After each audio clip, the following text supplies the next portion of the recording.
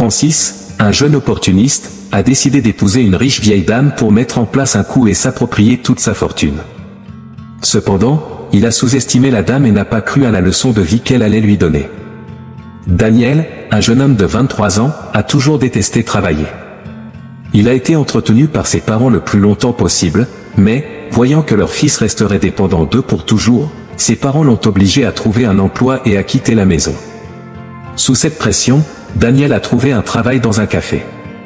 Cependant, il arrivait toujours en retard, était négligent et ne traitait pas les clients avec gentillesse. Au fond de lui, Daniel était malheureux et détestait cette vie, car il aimait dépenser de l'argent en vêtements coûteux et fréquenter des endroits luxueux, mais il avait toujours les poches vides. De plus, il évitait de dépenser le peu qu'il gagnait, essayant de faire en sorte que d'autres personnes paient ses extravagances. Bien qu'il soit physiquement attrayant, il trouvait rarement des femmes prêtes à le soutenir. Sa vie était monotone, allant du travail à la maison et vice-versa. Tout a changé lorsqu'une cliente inattendue est apparue dans le café. Il était habitué à voir des travailleurs ordinaires, des gens pressés qui prenaient leur café et continuaient leur chemin. Cependant, cette fois, une voiture de luxe s'est garée devant le café, et le chauffeur a ouvert la porte arrière, révélant une femme aux cheveux blancs et aux rides, qui ne cachait pas son âge. Très bien habillée, elle attendait patiemment dans la file pour être servie. Daniel, qui habituellement servait les clients sans même les regarder, cette fois-ci, en voyant la dame et les gardes du corps qui l'accompagnaient, a réalisé qu'elle n'était pas une cliente ordinaire. Immédiatement, son attitude a changé. Il a esquissé un faux sourire et, avec beaucoup de gentillesse, a dit « Que puis-je faire pour vous en ce bel après-midi » La dame a répondu calmement qu'elle aimerait un expresso pour elle et un thé pour le chauffeur. Daniel, sans perdre de temps, a préparé les commandes personnellement, chose qu'il ne faisait jamais. En livrant les boissons, il a lancé un subtil compliment à la dame, la flattant.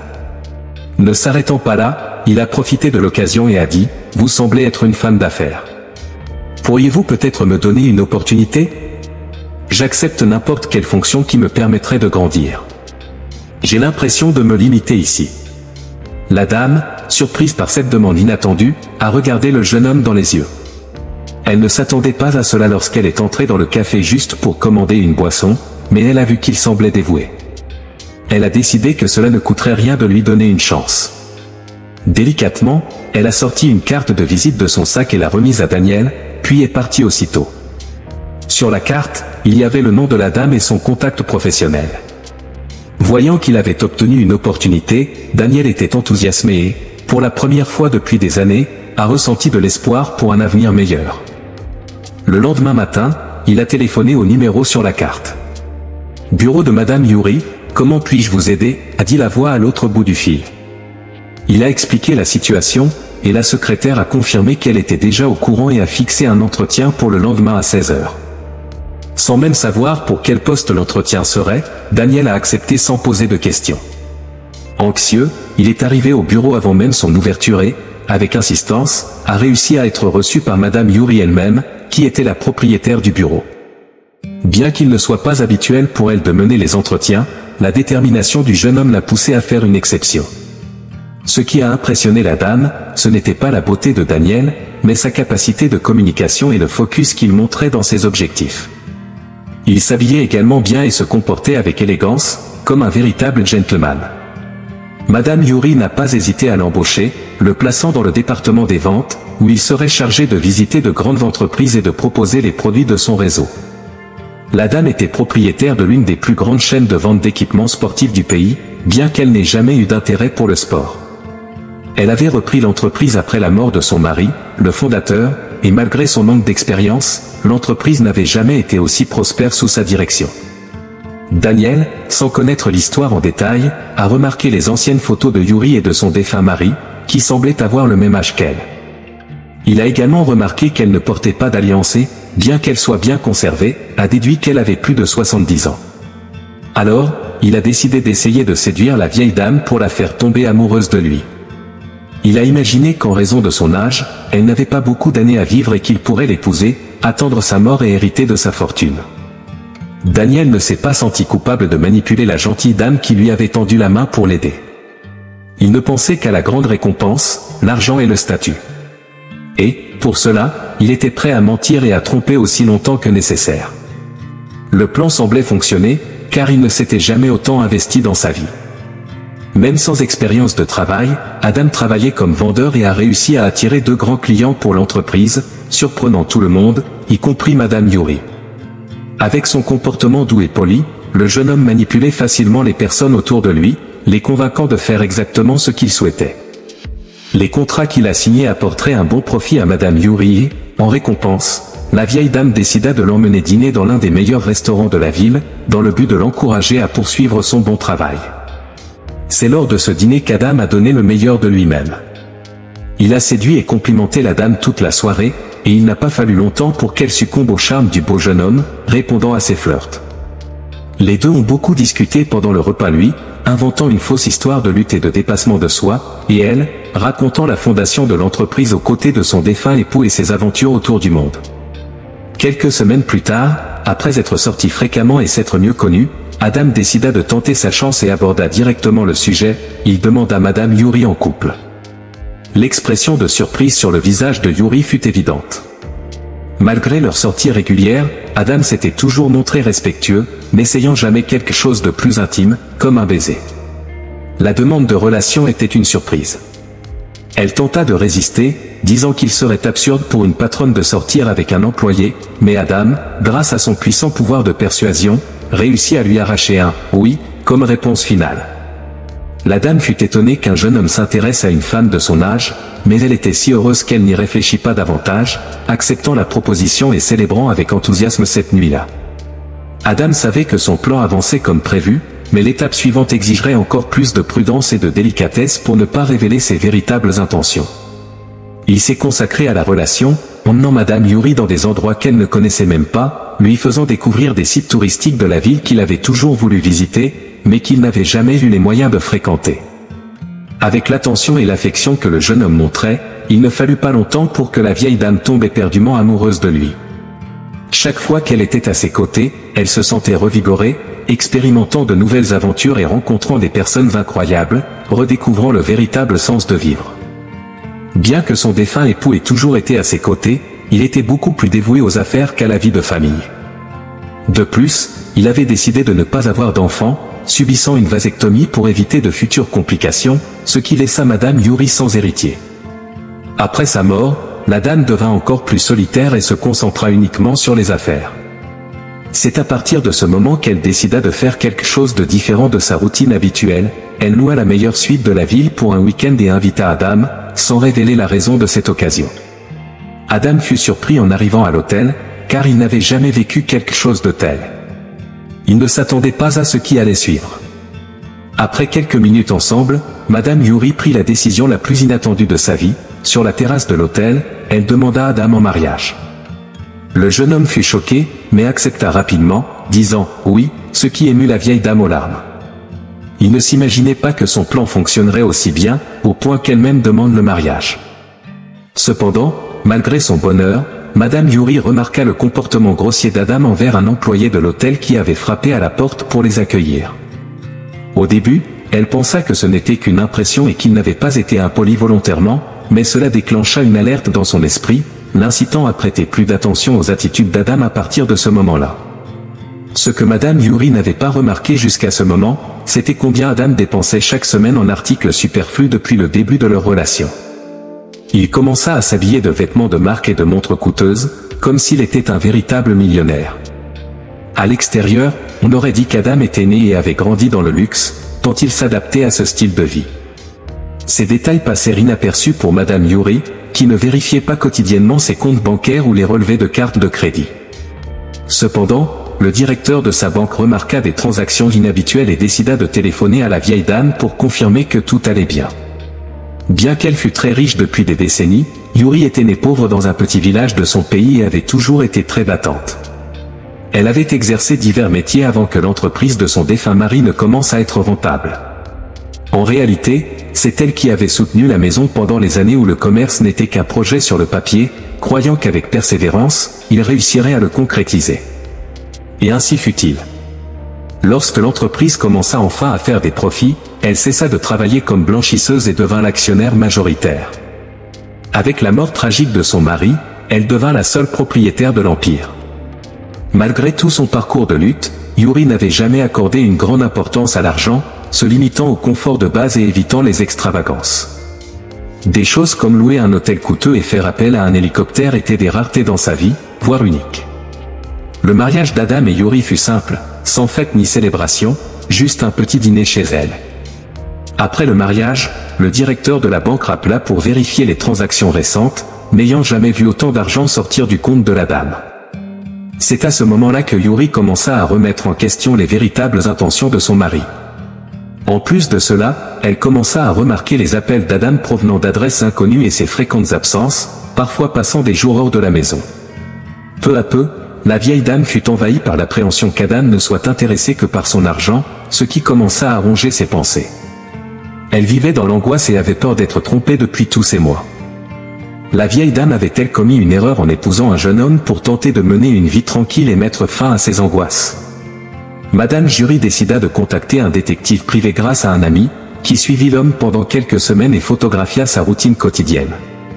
Lorsque la femme humble reçut le rapport final du détective, elle n'en crut pas ses yeux devant une telle démonstration de compétence. Son mari avait été transféré dans une autre filiale de l'entreprise il y a quelques mois pour superviser d'autres managers et employés, mais en réalité, il n'apparaissait plus au travail depuis plusieurs semaines. Sortant de chez la vieille dame tous les jours, prétendant aller travailler, l'homme se retrouvait en fait avec une autre femme, allant à des fêtes et des restaurants chaque semaine. En somme, il trompait constamment Madame Jury. De plus, il utilisait sa fortune et la carte de l'entreprise pour acheter des cadeaux exorbitants pour sa maîtresse. Les larmes qui coulaient sur le visage de la vieille dame n'étaient qu'un détail comparé à son expression de déception en voyant toutes ses photos et transactions bancaires. Toute sa confiance avait été brisée. Le résultat de sa tentative de vivre à nouveau était un désastre, et elle se sentait plus utilisée et trompée que jamais dans sa vie. Comment a-t-il pu me faire ça? Dire qu'il m'aimait à un instant et sortir pour me tromper avec une femme plus jeune, pensa-t-elle, réfléchissant à combien elle avait été naïve et aveuglée par la passion et l'illusion d'un jeune homme beau. Malgré toute la tristesse, elle savait que cela ne pouvait pas rester ainsi et commença immédiatement à planifier une manière de se venger du intéressé et menteur. Elle promit de ne pas laisser cela impuni. Sa première action fut de bloquer toutes les cartes de crédit personnelles de l'homme et de procéder à son licenciement immédiat de l'entreprise, sans l'en avertir. La première fois que l'homme tenta d'utiliser la carte pour payer un dîner avec sa maîtresse, elle fut refusée. Incrédule, il plaisanta en disant qu'il s'agissait d'une erreur de l'opérateur, que cela arrivait toujours à cause de panne de la machine, mettant la faute sur le serveur du restaurant et essayant une autre carte. Après 3 tentatives, l'embarras et la tension rendirent l'atmosphère lourde. Je parie que c'est à cause d'une incompétence de votre part. Si vous travailliez dans mon entreprise, vous seriez dehors dès aujourd'hui, dit Adao au modeste serveur, qui s'excusa simplement et alla chercher le directeur. Le directeur demanda à l'homme s'il avait de l'argent liquide pour payer, puisque ses cartes semblaient clairement avoir des problèmes. Le jeune homme tenta de téléphoner à sa femme, Madame Jury, mais elle ne répondit pas, le laissant seul dans cette situation. Face à la menace d'appeler la police et au risque de passer la nuit en prison, Adao laissa ses documents et son téléphone portable en garantie, promettant de revenir le lendemain pour régler la facture. Pour éviter davantage d'embarras dans le restaurant bondé, le directeur accepta. Le jeune homme était furieux. Il ne comprenait pas ce qui s'était passé, mais dans son esprit, son plan fonctionnait toujours parfaitement, exactement comme il le voulait. Il essaya alors de continuer et de résoudre la situation du mieux possible. En rentrant chez lui, il interrogea sa femme sur la raison de cet incident et pourquoi elle n'avait pas répondu à ses appels. Elle nia savoir la raison, dit que cela pouvait être un problème de banque et qu'elle appellerait le lendemain pour résoudre le problème. Adao tenta de dissimuler sa colère, mais ne put contenir sa rage. C'est alors que Madame Jury put voir le jeune homme tel qu'il était réellement, sans ce filtre d'enchantement qu'elle avait elle-même projeté sur lui. Elle vit ce qui lui importait réellement et décida de ne pas laisser passer toutes ses mensonges et trahisons. Le lendemain, elle se rendit à la banque, mais non pas pour résoudre le problème de la carte de crédit, mais pour modifier son contrat de mariage et ajuster sa succession. N'ayant pas d'enfant et avec sa famille déjà décédée, tout le monde se demandait toujours ce qu'il adviendrait de cet argent et des affaires de la femme. Maintenant, tout était tenu secret entre elle, son avocat et son directeur bancaire. Malheureusement, son plan vengeur fut interrompu par une mort subite. Seules quelques personnes proches étaient au courant, mais Jury avait déjà traité un cancer depuis environ 3 ans et, entre amélioration et détérioration, elle savait que ses jours étaient comptés et que sa fin était proche. La vieille dame partit triste, se sentant trahie par la dernière personne en qui elle avait confiance. Sachant que la fin était proche, elle laissa une lettre à son chauffeur fidèle, lui adressant ses derniers adieux et lui laissant ses dernières instructions.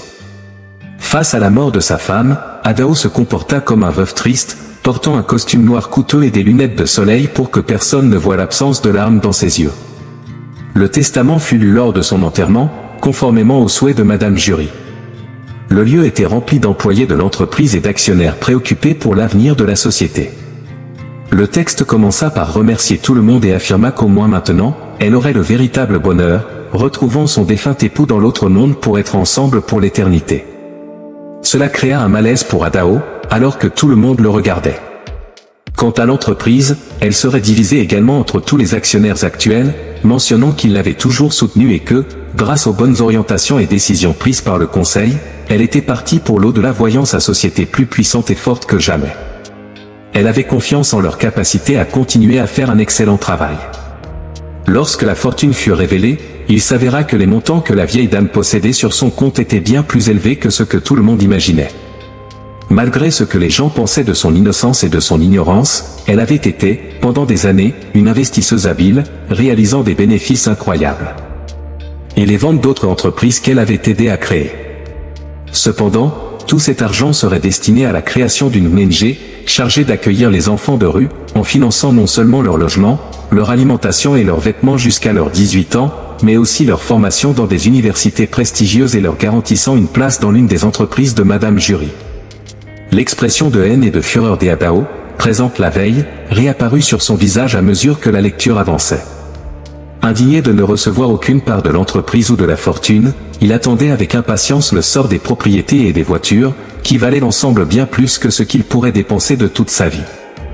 À sa grande surprise, toutes ces propriétés seraient vendues, et l'argent récolté serait donné à des œuvres de charité déjà existantes. Lorsque le testament mentionna enfin Adao, il commença par de grands remerciements.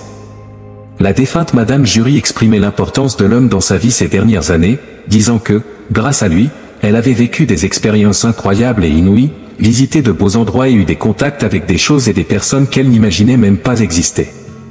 C'est pourquoi elle le remerciait. Madame Jury précisa aussi qu'elle croyait avoir fait d'Adao un homme très heureux et, pour cette raison, elle lui avait laissé l'un des objets les plus importants qu'elle pouvait offrir. Il reçut une clé qui, selon le testament, permettait d'accéder à un coffre dans l'une des banques les plus renommées du pays. Un sourire cynique apparut sur le visage d'Adao. Il serait enfin propriétaire d'une collection de bijoux ou de titres de propriété. Tous les invités applaudirent lors d'un dernier hommage à Jury, pensant que Adao avait probablement hérité de la plus grande partie de la fortune. Les jours passèrent et, après la vente des propriétés et des voitures, Adao décida d'aller à la banque pour vérifier son héritage tant attendu. Il fut bien accueilli par le directeur, qui lui dit que tout le monde attendait sa présence. Le jeune homme fut conduit au coffre, dans l'étage le plus sécurisé du lieu, et, pour des raisons de confidentialité, les employés le laissèrent seul, lui demandant de les appeler quand il serait prêt à partir. Son impatience était telle qu'il avait hâte d'ouvrir le coffre en acier, espérant y trouver des diamants et d'autres bijoux. Mais ce qu'il découvrit à l'intérieur faillit le faire tomber en arrière. Dans le coffre se trouvait une tasse de café expresso, celle même que Adao avait servie à Madame Jury le jour de leur rencontre. La boisson était froide et accompagnée d'un billet disant « J'espère que tu apprécieras le goût amer. Avec amour, ta défunte épouse. » Le jeune homme comprit immédiatement le message. Elle connaissait son plan. Elle avait toujours su. Elle avait laissé cette tasse de café comme un moyen de se moquer, une réponse à tous les mensonges et trahisons qui avaient abouti à rien d'autre qu'à de la frustration et un café sans sucre. Le jeune homme n'en revenait pas. Il était exactement au même point qu'au début, sans argent et sans emploi. Il était dévasté, pleurant et criant, ne sachant plus quoi faire. Tout le monde avait déjà découvert sa farce, et il était devenu célèbre dans toute la ville pour le fiasco qu'il avait provoqué. Il ne réussit jamais à atteindre l'ascension sociale qu'il désirait tant, même le café où il travaillait ne voulut plus de lui. Madame Jury était morte heureuse, sachant qu'elle avait trouvé son âme sœur en vie, son défunt époux. Adao n'avait été qu'un intéressé qui, au final, n'a pas obtenu ce qu'il voulait. Si vous avez aimé cette histoire, je vous demande, s'il vous plaît, de laisser un like et de consulter l'autre histoire qui apparaît à l'écran. Elle risque également de vous émouvoir. Bonne séance et à la prochaine vidéo.